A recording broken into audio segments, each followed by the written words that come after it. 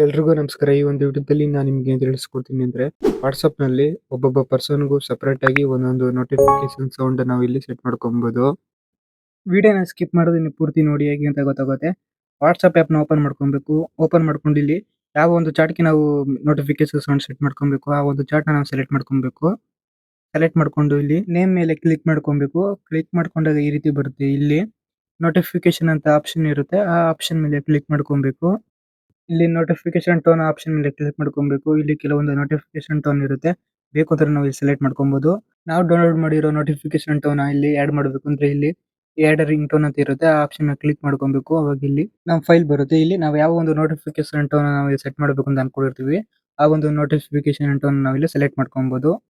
ಯಾವ ಒಂದು notification sound ನಾವು ಯಾವ ಒಂದು ಪರ್ಸನ್ಗೆ ಸೆಲೆಕ್ಟ್ ಮಾಡ್ಕೊಂಡಿರ್ತೀವಿ ಆ ಒಂದು ಪರ್ಸನ್ ನಮಗೆ ವಾಟ್ಸ್ಆಪ್ ನಲ್ಲಿ ಮೆಸೇಜ್ ಮಾಡಿದಾಗ ಆ ಒಂದು ನೋಟಿಫಿಕೇಶನ್ ಟೋನ್ ಬರುತ್ತೆ. ಇದೇ ರೀತಿ ಬೇರೆ ಬೇರೆ ಪರ್ಸನ್ಗೂ ಸಹ ಬೇರೆ ಬೇರೆ ನೋಟಿಫಿಕೇಶನ್ ಟೋನ್ ನಾವು ಸೆಟ್ ಮಾಡ್ಕೊಬಹುದು. ಇದೇ ರೀತಿ ಕಾಲಿಂಗ್ ರಿಂಗ್ ಟೋನ್ ಸಹ ನಾವು ಬೇರೆ ಬೇರೆ ಪರ್ಸನ್ಗೆ ಬೇರೆ ಬೇರೆ ಕಾಲಿಂಗ್ ರಿಂಗ್ ಟೋನ್ ಸಹ ನಾವು ಸೆಟ್ ಮಾಡ್ಕೊಬಹುದು. ಕಾಲಿಂಗ್ ರಿಂಗ್ ಟೋನ್ ಸೆಟ್ ಮಾಡಬೇಕು ಅಂದ್ರೆ ಇಲ್ಲಿ ರಿಂಗ್ ಟೋನ್ ಅಂತ ಆಪ್ಷನ್ ಇರುತ್ತೆ. ಆ ಆಪ್ಷನ್ ಮೇಲೆ ಕ್ಲಿಕ್ ಮಾಡ್ಕೊಬೇಕು. ಅವಾಗ ಇಲ್ಲಿ ಕೆಲವೊಂದು ರಿಂಗ್ ಟೋನ್ಸ್ ಬರುತ್ತೆ. ಇಲ್ಲಿ ನಾವು ಸೆಲೆಕ್ಟ್ ಮಾಡ್ಕೊಬಹುದು. ಇಲ್ಲಿ ಆಡ್ ರಿಂಗ್ ಟೋನ್ ಅಂತ ಇರುತ್ತೆ. ಆ ಆಪ್ಷನ್ ಮೇಲೆ ಕ್ಲಿಕ್ ಮಾಡ್ಕೊಂಡ್ರೆ ನಮ್ಮ ಒಂದು ಫೈಲ್ ಅಲ್ಲಿ ಇರೋ ರಿಂಗ್ ಟೋನ್ ನಾವು ಇಲ್ಲಿ ಸೆಲೆಕ್ಟ್ ಮಾಡ್ಕೊಬಹುದು. ಇದೇ ರೀತಿಯ ಹೆಚ್ಚಿನ ಟೆಕ್ ಇನ್ಫಾರ್ಮೇಶನ್ ವಿಡಿಯೋಗಳನ್ನ ನಾನು ಅಪ್ಲೋಡ್ ಮಾಡಿದಾಗ ನಿಮಗೆ ನೋಟಿಫಿಕೇಶನ್ ಮುಖಾಂತರ ಬರಬೇಕು ಅಂದ್ರೆ ಈ ವಿಡಿಯೋ ಕೆಳಗಡೆ ಫ್ರೀಯಾಗಿ ಸಬ್ಸ್ಕ್ರೈಬ್ ಅಂತ ಬಟನ್ ಇರುತ್ತೆ. ಸಬ್ಸ್ಕ್ರೈಬ್ ಮಾಡ್ಕೊಳ್ಳಿ. ಸಬ್ಸ್ಕ್ರೈಬ್ ಮಾಡ್ಕೊಂಡು ಪಕ್ಕದಲ್ಲಿರೋ ಬೆಲ್ ಐಕಾನ್ ಮೇಲೆ ಕ್ಲಿಕ್ ಮಾಡಿ ಆಲ್ ಅಂತ ಸೆಲೆಕ್ಟ್ ಮಾಡಿ. ವಿಡಿಯೋ ಇಷ್ಟ ಆಯ್ತು ಅಂದ್ರೆ ಒಂದು ಲೈಕ್ ಮಾಡಿ ಹಾಗೆ ನಿಮ್ಮ ಫ್ರೆಂಡ್ಸ್ ಅಂಡ್ ಫ್ಯಾಮಿಲಿಗೂ ಶೇರ್ ಮಾಡಿ.